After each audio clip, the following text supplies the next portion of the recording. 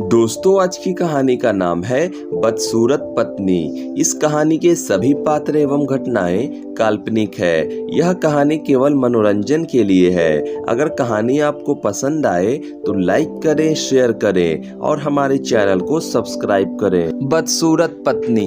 आज सुमन को लड़के वाले देखने आने वाले थे। सुमन खूबसूरत तो थी लेकिन वह काली थी, इसीलिए माँ ने उसके चेहरे पर मुल्तानी मिट्टी लगा दिया ताकि वह थोड़ी गोरी दिखने लगे और बोला, जाओ बेटी, अच्छे से सज सवर के आना।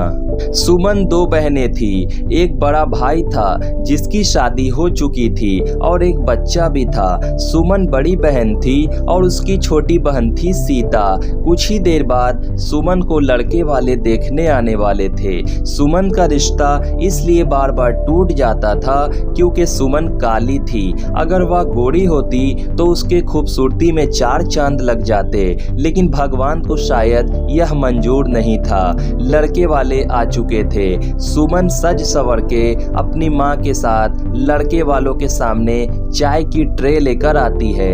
लड़के वाले इस लड़की को देख समझ नहीं पाते कि यही सुमन है। उनको लगता है कि यह एक नौकरानी है। जब सुमन चाय की ट्रे टेबल पर रखती है तब उसकी माँ सुमन से कहती है, बैठो बेटा। लड़के वाले आपस में हल्की आवाज में कुछ बातें करने लगते हैं। तभी सुमन की माँ लड़के वालों से कहती है, यही है हमारी बेटी, घर के सारे काम करना, सिलाई करना, कढ़ाई करना सब आता है इसे। आपके यहाँ जाएगी तो अकेले ही सारा घर का बोझ उठा लेगी। बहुत अच्छी है मेरी बेटी। लड़का देखते ही अपनी माँ की तरफ अपना मुंह करता है और साफ इनकार कर देता है।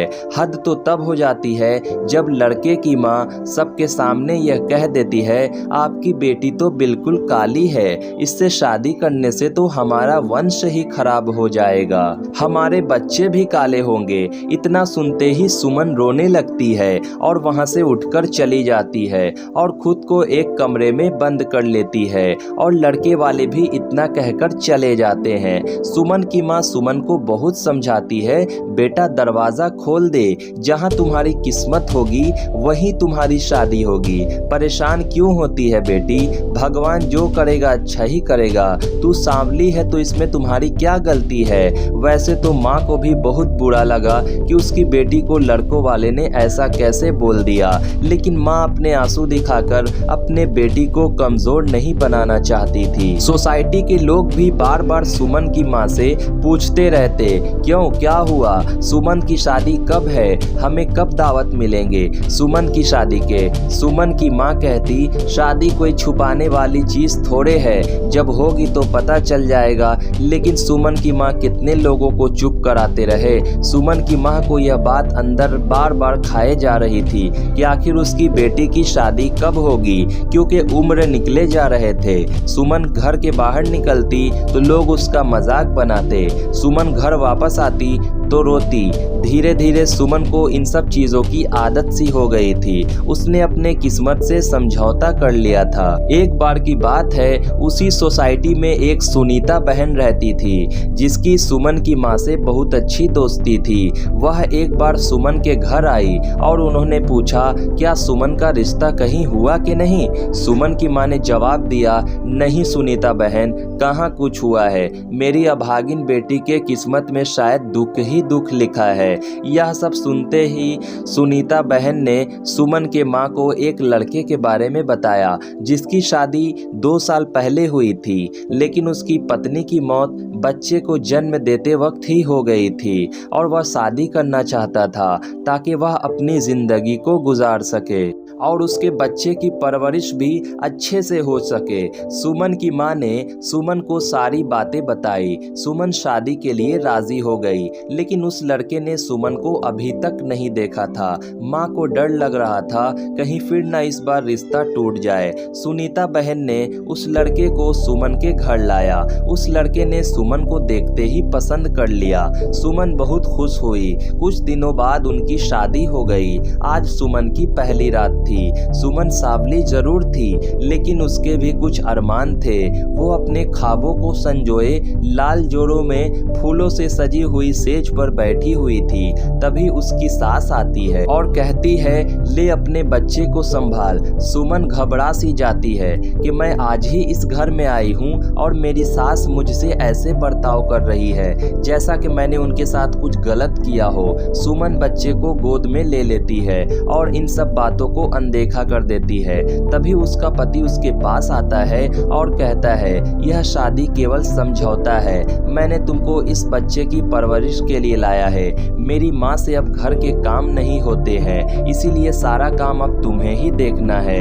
यह बात बाहर वालों को पता नहीं चलनी चाहिए कि मैं तुमसे प्यार नहीं करता हूँ। सुमन के लिए ये रात किसी तूफान से कम नहीं थी। वह इस रात को कभी नहीं भूल सकती थी। रात भर रोते रोते सुमन की आंख फूल से गए थे। सुबह 9 बज चुके थे और सुमन बेचारी उस बच्चे के साथ सोई हुई थी। तभी अचानक से उसकी सास आती है और उसको झकझोर कर उठाती है और कहती है, क्या तुम्हें पता नहीं कि घर का सारा काम पड़ा हुआ है और तुम सोई हुई है? चल जल्दी से काम कर। इतना कहकर वह चली जाती है। सुमन फिर रोने लगती है। उसे भगवान पर से भरोसा खत्म हो जाता है। अब वह सोच लेती है कि अब जो होगा मैं उसे स्वीकार कर लूंगी, चाहे मेरे साथ कुछ भी हो। वह बच्चे को खूब अच्छे से देखभाल करती थी, मानो उसका बच्चा उसके कोख से ही जन्मा हो। घर का सारा काम करती, बच्चे को देखती, साथ ही साथ अपना पत्नी धर्म भी निभाती और इस बात का भी ख्याल रखती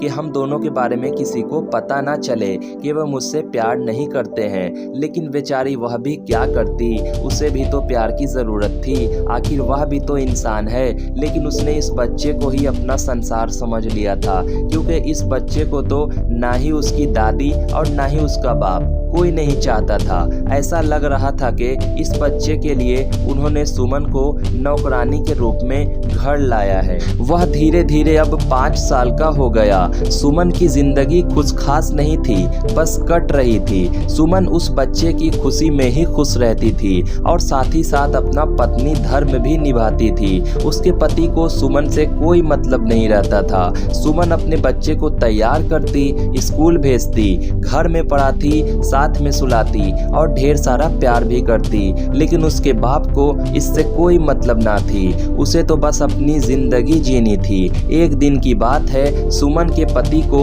ऑफिस के ही एक औरत से प्यार हो जाता है, जिसका पति कुछ महीने पहले मर जाता है और उसका भी एक छोटा सा बच्चा होता है। फिर क्या था, सुमन का पति अपने प्रेम कहानी अपनी माँ को बताता है तो उसकी माँ राजी हो जाती है। सुमन का पति उस औरत से शादी कर लेता है और साथ ही साथ उस बच्चे को भी अपने घर ले आता है। आज सुमन के पति की पहली रात थी। सुमन के पति ने उस बच्चे को सुमन के हवाले कर दिया। वह औरत बहुत ही लालची थी। उसने कुछ ही दिनों में ऐसा ढोंग रचाया कि सारे पैसे और सुमन के सारे जेवर अपने नाम करा लिए और उसके बाद अचानक से कहीं चली गई। सुमन के पति को समझ आ गया था कि वह औरत विधवा होने की नाटक कर रही थी। साथ ही साथ उसे अपने बच्चों से छुटकारा भी चाहिए था, इसलिए वह सारा धन लेकर चली गई और अपने मासूम से बच्चे को मेरे पास छोड़ गई। सुमन के पति को उसकी गलती का एहसास हो चुका था।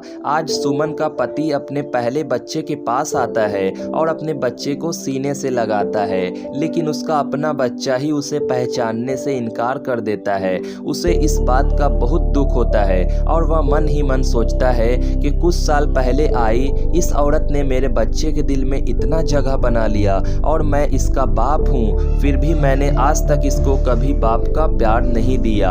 और यह एक औरत है जो सांवली जरूर है, लेकिन इसका दिल बहुत ही साफ है। उस दिन के बाद सुमन का पति उसे बेइंतहा प्यार करने लगता है और उसके साथ एक नई जिंदगी की शुरुआत करता है। सुमन की परीक्षा के बाद भगवान ने उसे एक ऐसा पति दे दिया जो उसकी बातों को अपने सराखों पर रखता चाहता था, क्योंकि वह अब सुमन को खोना नहीं चाहता था। उसे समझ आ गया था इस दुनिया में मुझे लड़कियां तो बहुत मिलेंगी, लेकिन सुमन जैसी दिल की साफ लड़की मुझे कहीं नहीं मिलेगी, जिसने मेरे अपने बच्चे को अपना बच्चा समझकर पाला पोसा और इतना बड़ा किया। आखिरकार दोस्तों, सुमन को अपना प्यार मिल ही गया। आज वह भगवान का शुक्रिया अदा कर रही थी। साथ ही साथ सुमन के पति को बुरे कर्मों का फल भी इसी दुनिया में मिल गया। इसीलिए तो कहते हैं दोस्तों, बुरे कर्मों का नतीजा बुरा ही होता है और कठिन परिश्रम के बाद ही हमें फल मिलता है, जैसा कि सुमन के साथ हुआ। उसने अपनी इंसानियत दिखाई। तो दोस्तों, कैसी लगी आपको यह कहानी? आप मुझे कमेंट ज़रूर करें और अपने दोस्तों को भी शेयर करें और चैनल को सब्सक्राइब